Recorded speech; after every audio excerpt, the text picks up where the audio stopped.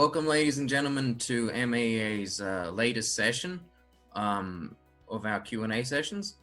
Tonight, I am joined by Dr. Mulder, who is in charge of the material characteristics. He's also joined by Andrew, a prototyping engineer at CSIRO, and Sala, a recent mechatronics master's graduate. Thank you all for coming, and I'll now pass you over to Dr. Mulder. Right, and good evening, everyone. Thanks for joining, taking the time. It tells me I'm sharing the screen, so hopefully I'm sharing the screen.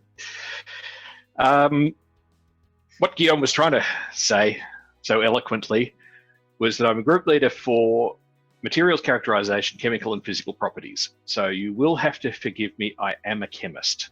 I'm not an engineer. I hope you will forgive me that. I am just going to take you through a little bit of an introduction to CSIRO, who we are, what we do. I'm trusting that a lot of you have heard, everyone in Australia thinks they've heard of CSIRO and thinks they know what we do, and everyone in CSIRO thinks we know what we do, but we do a hell of a lot, and it's hard to put it all into a couple of minutes. So what I'm going to show you is just very high level as a rule. I'll give you a few more little bits and pieces, but we'll leave it basically a little bit later to Andrew and Sala to tell you a bit more about what they have done, how they work, where they work, and that's probably a bit more relevant to our audience.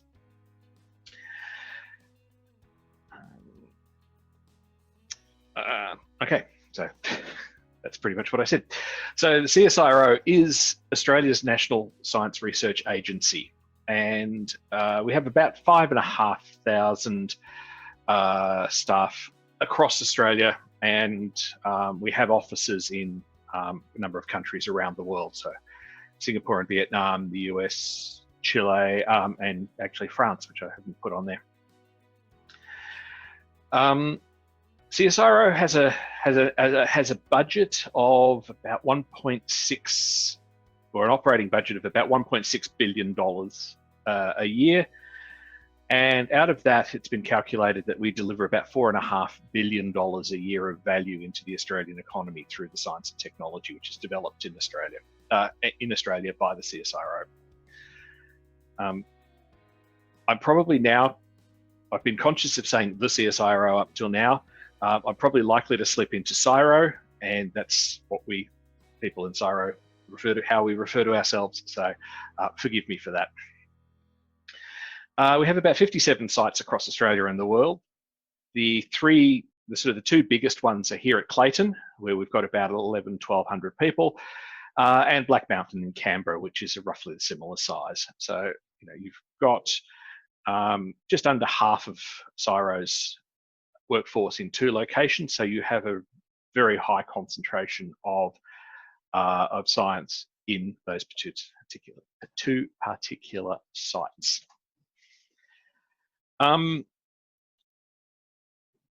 CSIRO is the Commonwealth Scientific and Industrial Research Organisation, and the I in CSIRO, industrial, is actually very important to what we do and how we operate.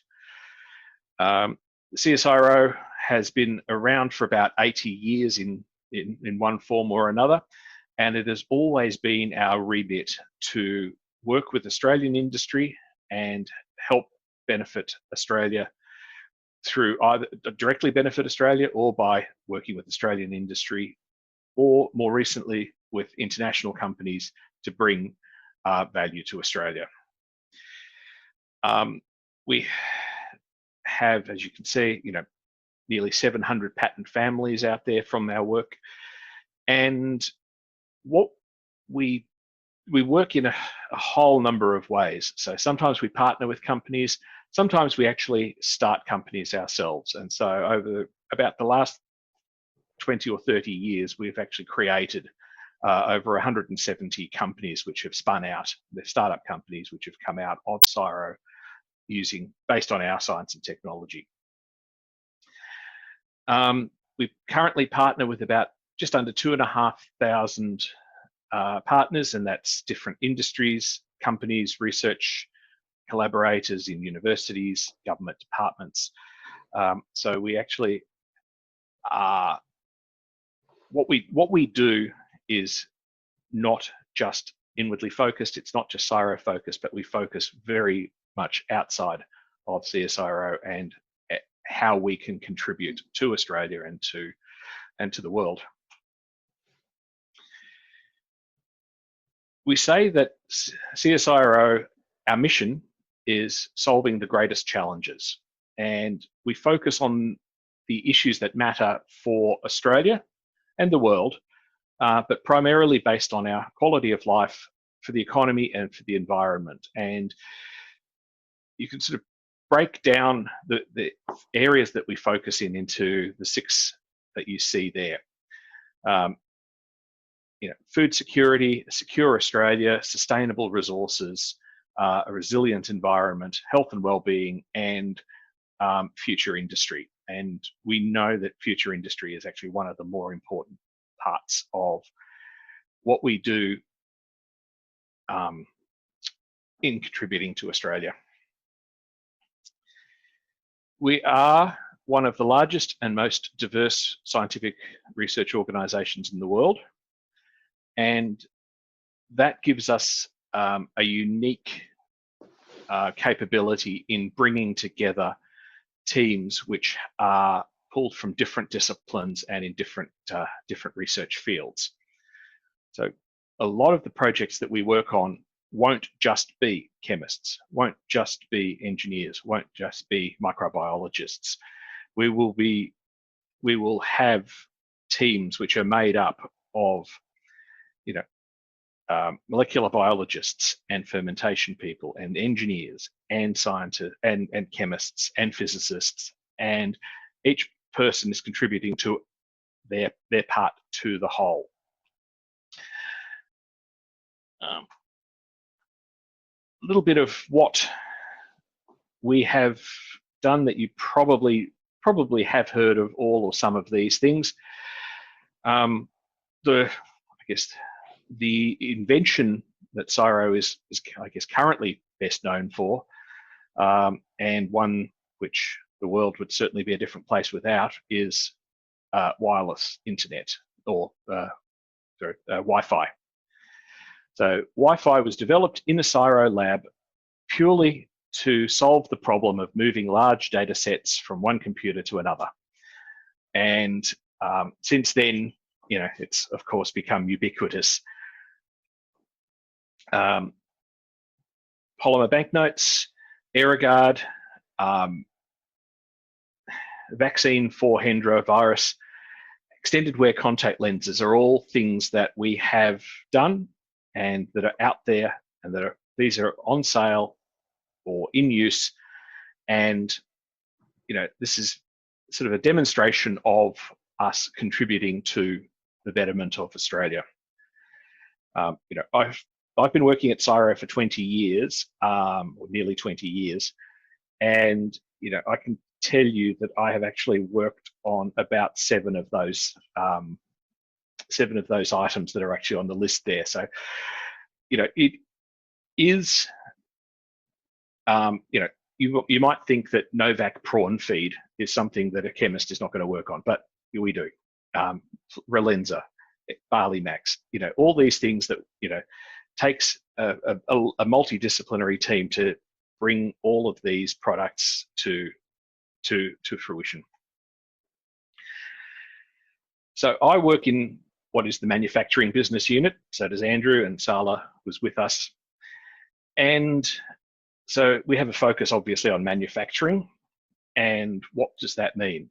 So we know that manufacturing has to change focus. We have to move from high turnover, low value, heavy industry to high tech or high value manufacturing in order to be a sustainable industry. And also what we want to do is build these products based on sustainable processes. So what we do is apply our science and engineering skills to different manufacturing processes, different manufacturing fields, and hopefully come up with some solutions. So as I said, manufacturing is an industry in transition. So what we do when we're working with clients is try and focus on how we can help them change from high volume, low margin to high margin, low volume, high tech, something that's proprietary. So if you take the extended wear contact lenses, for example, the 30-day contact lenses were developed by CSIRO here at Clayton. That is a proprietary technology. We have given that out to the world, and these things have become commodity, but when they started, of course, they weren't. So CSIRO manufacturing is actually based around 5 research programs. 4 I'm showing you here. The 5th one is the materials characterization program, which sort of underpins everything that we do. So our focus in manufacturing is in the sort of a number of broad areas. Biomedical manufacturing, and in there we are talking not only drug development, tests, assays, and in this case we are involved, for example, in a number of different phases of COVID-19 vaccine production and development, but also biomedical devices. So we're talking, 3D printed sternums for use in surgery, or different hips, scaffolding for bone to grow back. So it's not just drugs, it's not just devices, it covers a whole range of everything in between. The fibre and chemical industries primarily is focused on carbon fibre, and so that is based down in Geelong, co-located actually at Deakin University, but there we've got carbon fibre spinning line, and what we are focusing on there is trying to come up with processes for getting better, stronger, more reliable, more consistent carbon fibre.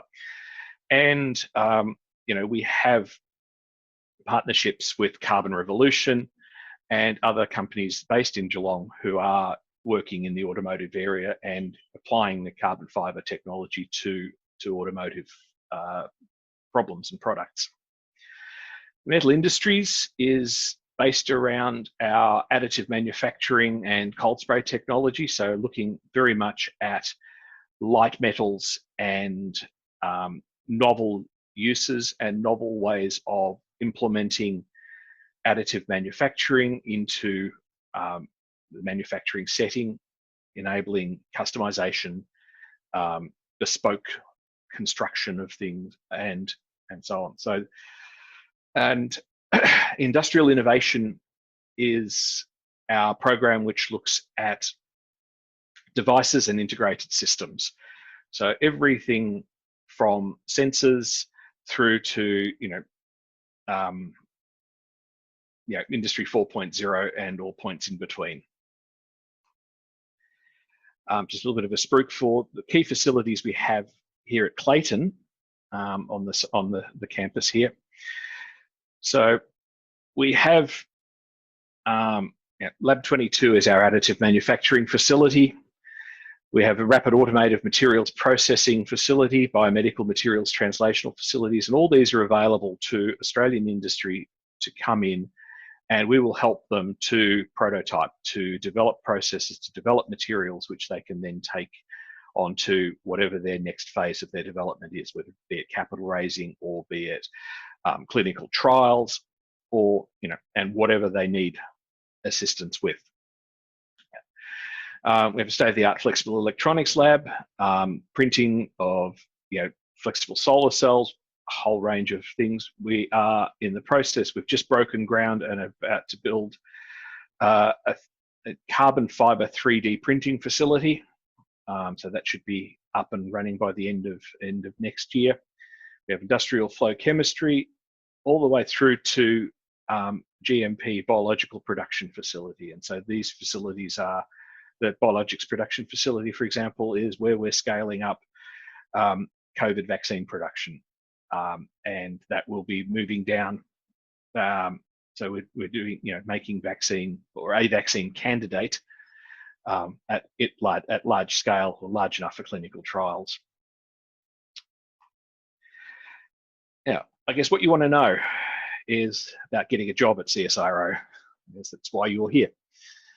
CSIRO doesn't have a formal graduate program like a lot of the companies do. The larger companies will have a graduate program. They take an intake of graduates every year. You sift you out. You go into all these different places, get a feel for the company, and so on.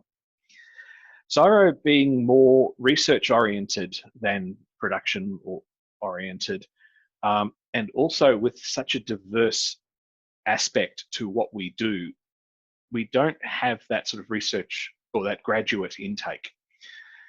We do employ graduates into our research project staff, and the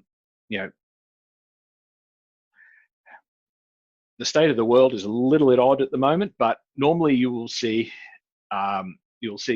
job ads for research project staff, for scientists, for engineers, and generally we're looking at graduates with a 4-year degree, Bachelor of Engineering or a Bachelor of Science with honours, or what we really do actually like also are Bachelor of Applied Science graduates from RMIT and Swinburne University, much more practical, much more hands-on, and they're people that we love to grab into the lab. So our research project staff will be advertised either for a specific project or for a specific team, and you'll see them. We'll be looking for whether it be a chemical engineer or a mechatronic engineer or a graduate chemist or a microbiologist or whatever it is. And so those ads for research project staff are generally ongoing, and the demand for those is going to come and go with what projects are coming into CSIRO, what's ramping up, what's going down at any given time. Where and other opportunities are actually for further study, and CSIRO is a research institution, but it's much more focused on practical and applied research than, say, your universities. So if you're looking for further study which is actually going to be potentially more useful to you in the world, again, CSIRO has a couple of options there. We have the RMIT CSIRO Masters by Research program, and I'll give you a little bit more detail on that in a moment. And we also have PhD top-up scholarships. So the top-up scholarships tend to be for very specific projects, and they will be advertised generally in the second half of the year for commencement at the beginning of the next year. The Masters by Research is actually a scholarship provided to graduates. Prerequisites for applying are a first or a second or a high second class honours degree in one of a discipline in science, engineering, or health. And the scholarships actually provide you with a stipend for 2 years. And with that, you get to work at CSIRO. And the projects vary considerably depending on which field, which discipline, and what the specific project is. So there are some which are wholly CSIRO based. There are some which are collaborative between CSIRO and RMIT. And what I will do, is just jump to that page there, which is on the RMIT website, not the CSIRO website. But so if you just search for RMIT CSIRO master's scholarships, you should find this pretty quickly. Gives you the details of eligibility, how to apply. At the moment, it says we're not currently accepting applications. Once we get through this COVID situation, we will start again. There are some projects already listed on there, and that just gives you an idea of what sort of things are available at the moment, but there will be more coming up as we progress through to the end of the year. The other thing that we're happy to do is talk to people if they have an idea. So if you are thinking that this might be a good idea for you, have a chat to somebody in your school, one of the academics in your school, about what they think, and then come and approach us at CSIRO, and we can point you at the right person to see if there's someone who can actually work with you in that space. Differences between a master's and the PhD program. A master's is a 2-year program, PhD is generally a 3-year program. To qualify, to graduate with a master's by research degree, you have to demonstrate mastery of your subject. So that just means that you come in, you do your work, you have to become an expert at what you're doing. To graduate with a PhD, you have to demonstrate novelty in your subject. So to graduate with a PhD, you have to have actually come up with something new and novel. That novelty component is not required for a master's degree, and likewise, or conversely, being good at something is not actually necessarily required for a PhD. You just have to find something new.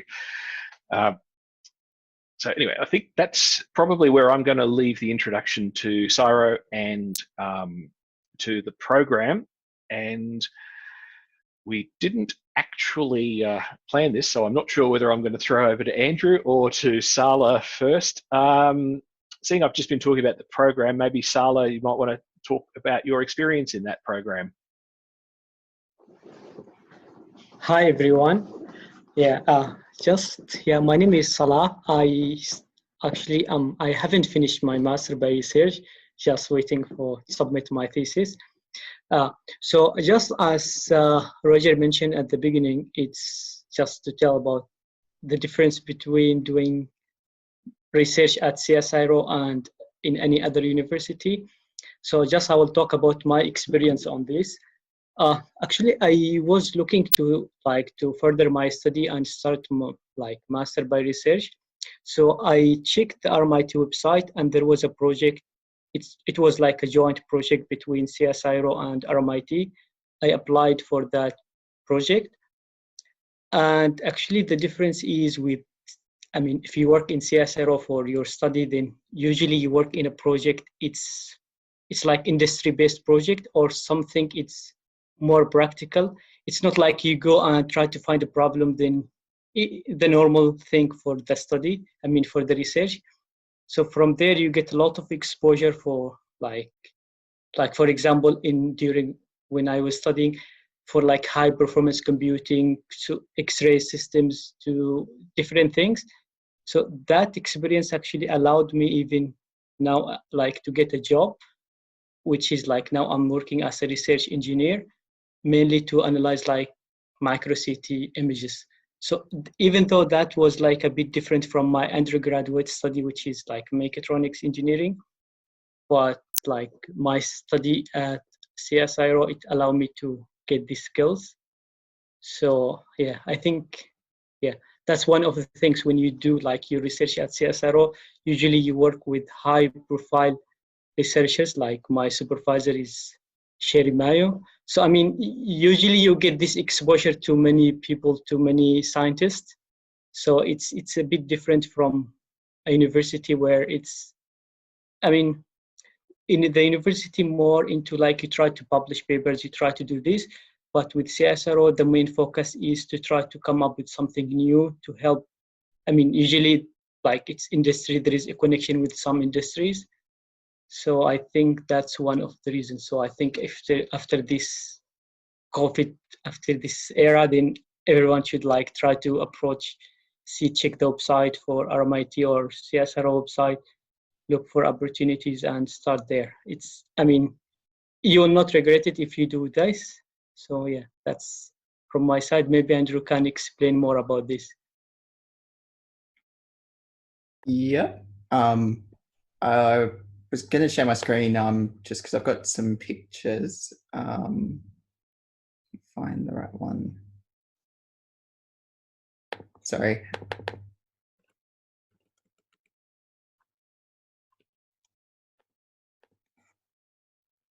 Better. Okay, so I thought what I'd do is give a quick background about how I got started at CSIRO and then some of the projects I've been able to work on, and I guess just reiterate what Salah and Roger have said already. It's really a great place to work, especially for engineers. So I did my undergraduate doing autopilot systems for the UAV competition. And from that, I got in touch with a researcher at CSIRO who was looking for someone to make a small prototype to demonstrate thin film flexible solar cells on an aircraft. So I had an internship building this little plane, and the internship was a 4-month one over summer. And the idea was the solar cells at that stage didn't produce enough power to do continuous flight. So they needed it to charge on the ground. When it had enough power, it could take off, fly a few circuits, and then land again and charge up. So that was kind of how I got started. And while I was there doing the internship, I got involved in as much as I could.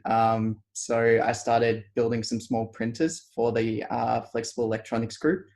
And that led to working on larger printers like this one, which is what they use to print the actual kind of roll-to-roll thin film flexible solar cells on. And through that, I was able to get a position at CSIRO. And originally it was doing work like converting 3D printers into solar cell printers, building, making modifications to this large Autotech printer. And in one of the many reshuffles, I kind of was moved into a general prototyping engineering team as the organization started to, I guess, focus more on being able to demonstrate the technology. So through that, I moved into working on X-ray fluorescence microscopy. So this is the XFM beamline at the Australian synchrotron, which is just near Monash Uni.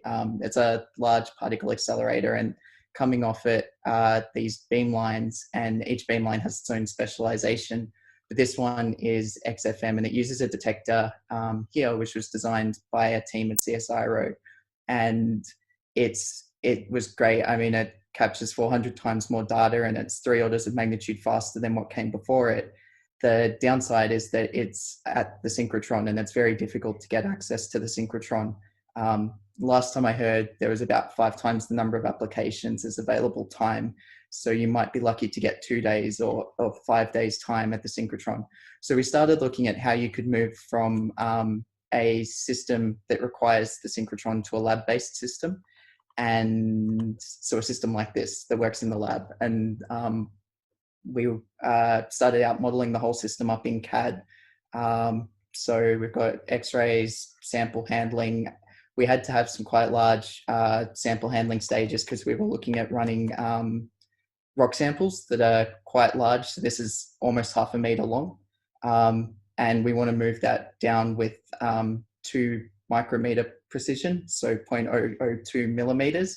And as a kind of guide, normal industrial automation, if you get down to 0.02, that's really high end. So we're dealing with quite precise, difficult to control sort of applications. So yeah, that work involved a lot of CAD work. Once we had everything, the complete system modeled in CAD, we moved to actually acquiring the hardware and assembling it. So then we had a finished system. So this project was probably over 2.5 years of work. And some other aspects that we worked on this is a real close-up of this part of the system, the X-ray source, and something that we bolt onto it to focus the X-rays. So going from one extreme of large rock samples to a very, very tiny, this is a 1 centimeter diameter tube, and we need to position it down around 10 nanometer sort of accuracy. So we have XY positioning at each end of it, plus 2 levels of Z positioning to slide it back and forth. So kind of 2 extremes of motion control and sample handling systems there. And this is probably not that exciting, but this was from one of the first trials, which shows that we actually found a focused beam. So this red hotspot is the X-ray beam focused down to the level we expect.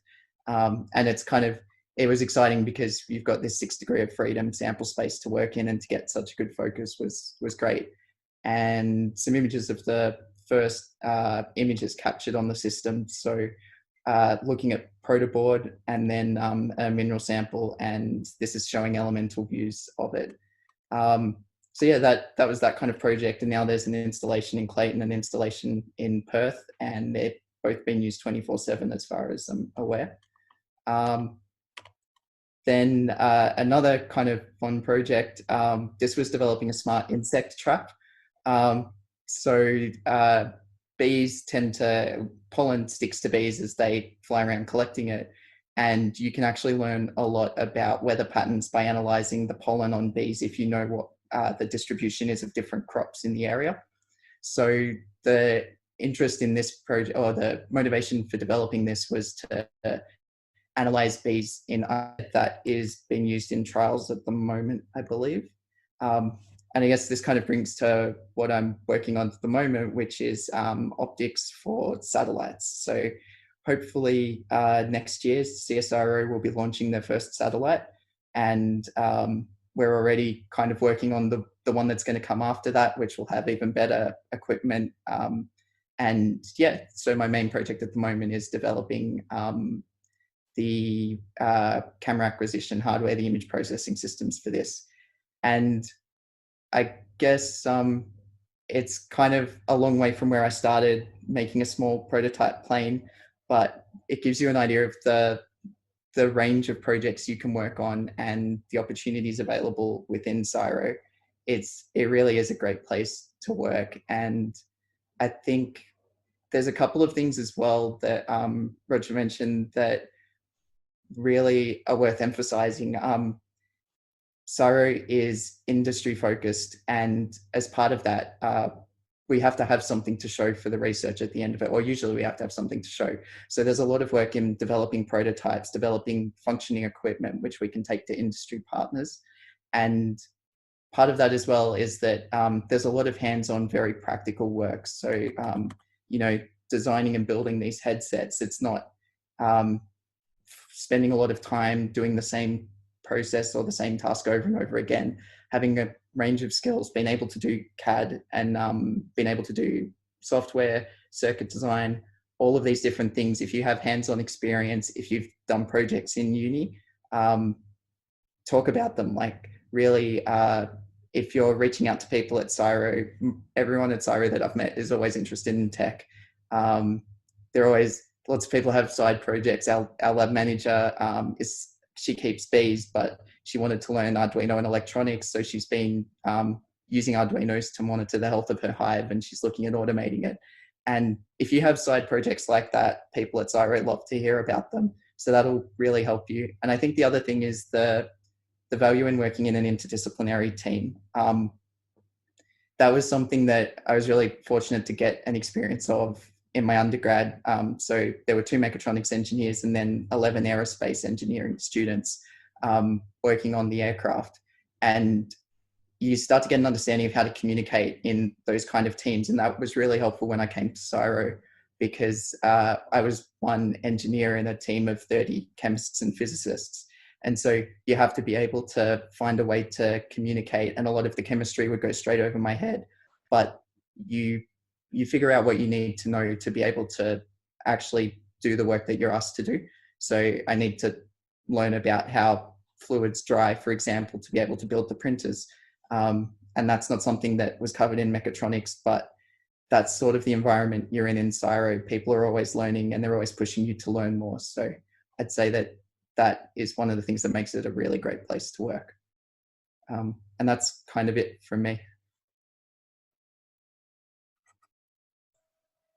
Okay, thank you very much, everyone from CSIRO.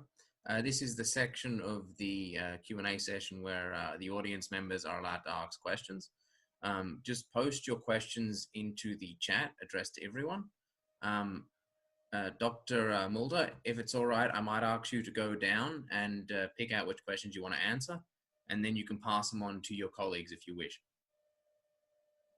So can everyone just post your questions down into the chat? Thank you very much.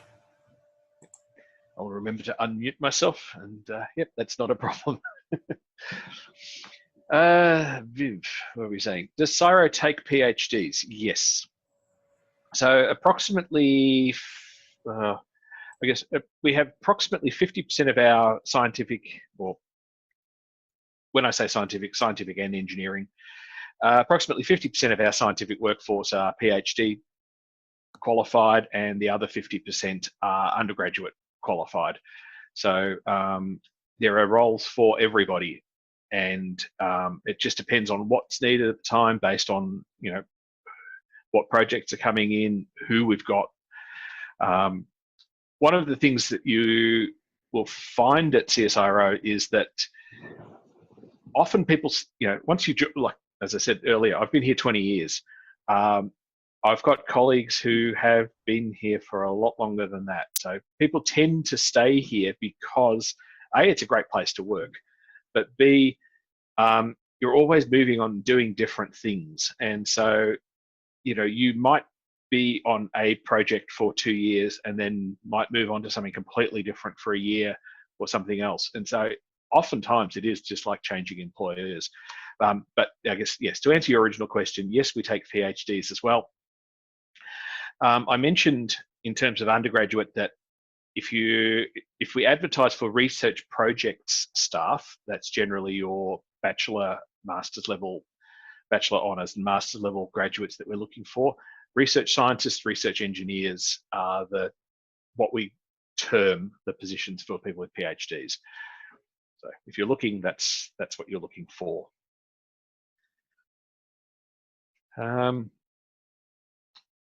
What career paths do engineers usually take after leaving CSIRO, asks Sean. Salah, you've actually left CSIRO. You can answer that. If you might want to unmute yourself. Yep. So after I finish my study at CSIRO, now I work as a research engineer. So, I mean, it's not only if you leave CSIRO, then you will have only research positions. But yeah, I mean, usually this kind of positions require someone who had got some research experience, then that's why I got this job. But yeah, that's one of the things. You can work as a research engineer. Yep. Do you want to add anything, Andrew? I guess I know of a couple of students we've had that have gone on to the STO. That's been a fairly common pathway as well for people who do the internships.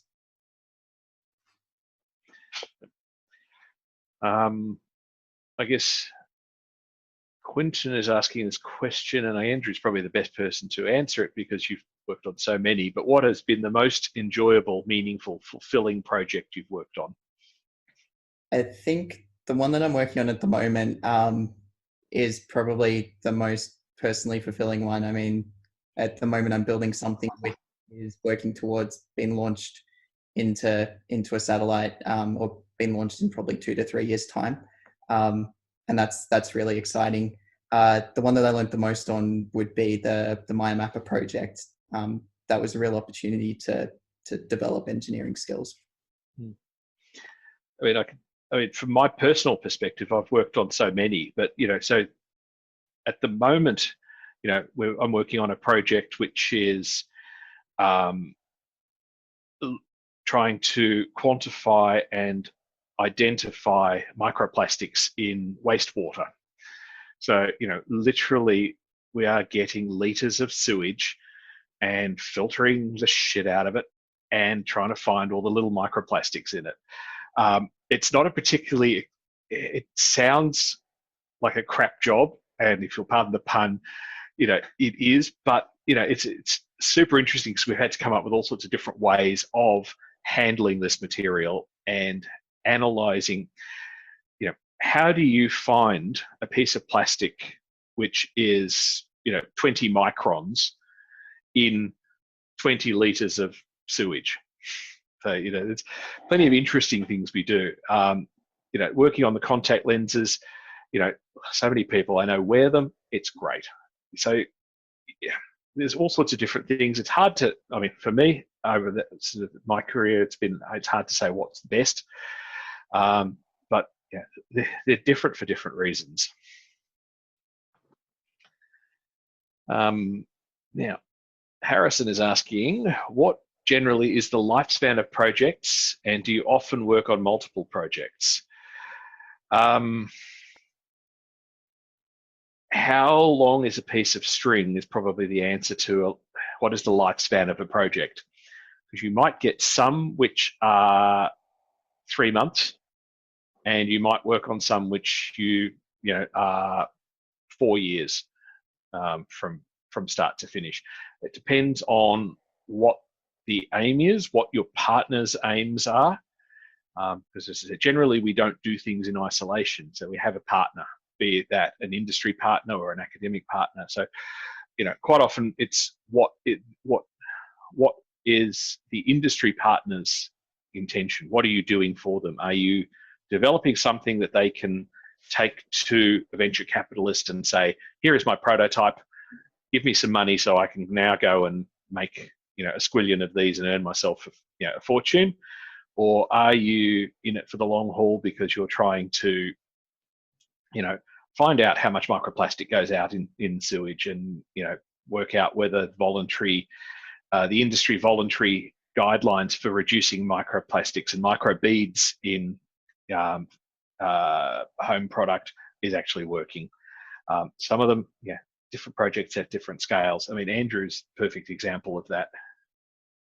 Yeah, so for example, the flexible printed solar cells, that's been running for more than 10 years now, I believe, but it's not one project, it's several 3-year projects, and they kind of follow on one after the other.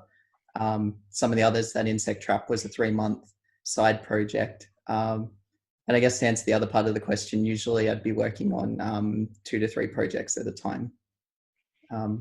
Yeah. And the follow-up question from Sean on that one is, how easy is it to move between projects, basically? And again, there's a management answer and there's a scientist answer, depending on, a project might have a lifespan of 5 years, but you might need an engineer for the first 6 months of it, and then another year, 2 years in which case you might work on it at the beginning and then move on to something else and move back. The other thing we do is allow people to move between projects if there's an opportunity to, because if a project is going to run for 5 years, what people need to be engaged in what they're doing, and we want all our people to be stimulated and engaged and excited. So having the opportunity to move on to different things is always there as well. Now, there was a question from Liam before it disappears. Here we go. I haven't had much hands-on experience through the undergraduate degree. What does CSIRO look for in a graduate, and what would you recommend? Do either of you want to jump in before I answer? I'd say if there's an area that you're particularly interested in, try to find a team that works on that at CSIRO and just reach out to someone from that team, and just see if they might meet with you for a coffee or something, or if they can show you around, or if they have any projects that they can think of off the top of their head, because a lot of the graduate opportunities come back to, eventually you'll end up back with a scientist or a project leader who is going to be the one deciding whether there's a role for you or not, I would think. I would say, I've been on plenty of interview panels and employed, numbers of people here over the years. The things that we actually look for are not necessarily, what have you done in your undergraduate degree? What was your speciality? Those sort of things. In a graduate, what we're looking for is someone who is able to communicate, someone who is able to listen and to analyze what they're being asked before answering. Those are very important things, and these are things that we are always testing, if you like that, when we're interviewing. So if we ask you a question in an interview, it won't be your standard, okay, here is the HR set of questions. Tell me about a time when you have experienced conflict in your workplace and what did you do to resolve it? We'll be asking you things which might be outside what you know or what you've experienced, but we want you to think about it. So what we're looking for in people that we want to work for us are communication, the ability to think, the willingness to think, and also just a general willingness to get into things. So if you, like Andrew, you got projects and side projects and did this at uni and did that, or even if you've done your undergraduate degree, but you haven't had any, for example, engineering internships or anything like that, but you worked at you worked in retail for the whole time you were an undergraduate, or you've worked at as a bin collector or whatever. Just that statement that hey, I've done this, I've committed to this, I have got experience in the world. Those are the things that we're actually really looking for. Any other comments? No? Okay. And I guess Gabrielle had a similar question there about, is there a specific speciality in mechanical engineering that's more desirable than others? And the answer is, I don't think so. Quite often, we take people not because they have a specific skill, but because they have skills, plural, and an attitude, and there's something about them. And if you follow Andrew's story there, he started, he came to CSIRO as one thing, and then did something quite removed, something different again. So just because you have skills in a particular area doesn't mean that you will always be doing that. Yeah, I'd say people, like I said, people here tend to pick up things really quickly, and they're always, looking for new, interesting things to look into. And so I think there's that aspect of you have to enjoy the challenge, I think. And yeah, if you do, and you constantly want to keep challenging yourself and trying new things and developing your skills, that will stand out, and that'll be what people look for. Yeah, I mean, Salo had the same experience. Yep. Yeah, I mean, if you start any job, then you don't expect to start something and you know everything. It's always like you start to learn something. So I think the employers usually look for the skills that you are willing to learn and how to ask the questions, how to get the things done. It's not like, oh, I know everything, then that's how I will do it every day. So I think it's like the personal attitudes to get the job done. Yeah. And you get something new, especially if you work for a place, for example, for 1 year, maybe you will work in 2 or 3 different projects. Each project will have different things, and always you need to keep learning. And I guess Matthew asks, I guess, a sort of a follow-on question there. How does CSIRO help its people gain new knowledge?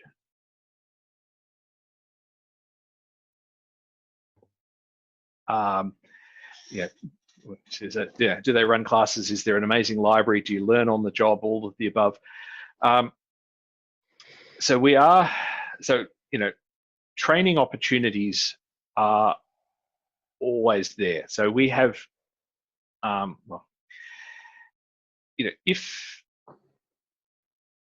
just trying to think how best. So we look at a training as something that is part of what everybody should do every year, and not just your refresher on code of conduct training, or how to be nice to others, or whatever else. How to walk downstairs holding the handrails. There's all sorts of really weird stuff that you have to learn as well. But there's always opportunities to go to training courses, or conferences. There are various programs which allow people to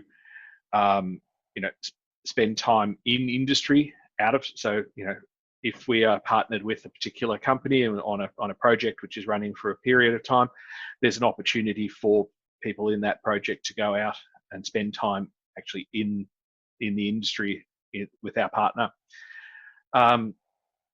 And reskilling or upskilling, actually, rather than reskilling, is sort of just a general thing. It's part of what we do, and it's hard to answer that question because it's just part of what we do. So every year, like being with any employer, you have an annual performance review in whatever form it takes.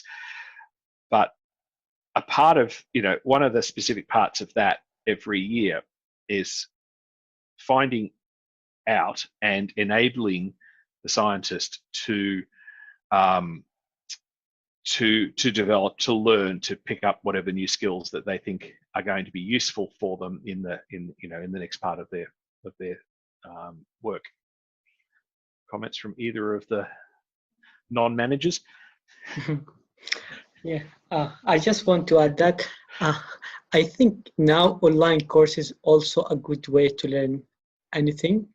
I mean, if you just need to have just overview of any subject, then you can take online course while doing the job. That's one way to learn the things. The other thing is usually you are working in a team, so there is someone who already done things similar in the past. So I think having a good communication and teamwork with people, then that will allow you also to learn about the projects once you start it. Thank you all for attending, and thank you CSIRO for being here. My colleague Harrison is going to post shortly into the chat a bunch of links, which will be firstly to our Discord, where we'll be able to see and chat about all of the upcoming assignments, as well as to do preparation stuff for the coming exams. Our YouTube channel, where all of these videos we've been recording will be posted, and of course a link to the RMIT website where they talk about CSIRO's scholarships. Thank you all for attending. Yeah, I hope to see you all again soon once this COVID-19 thing is over.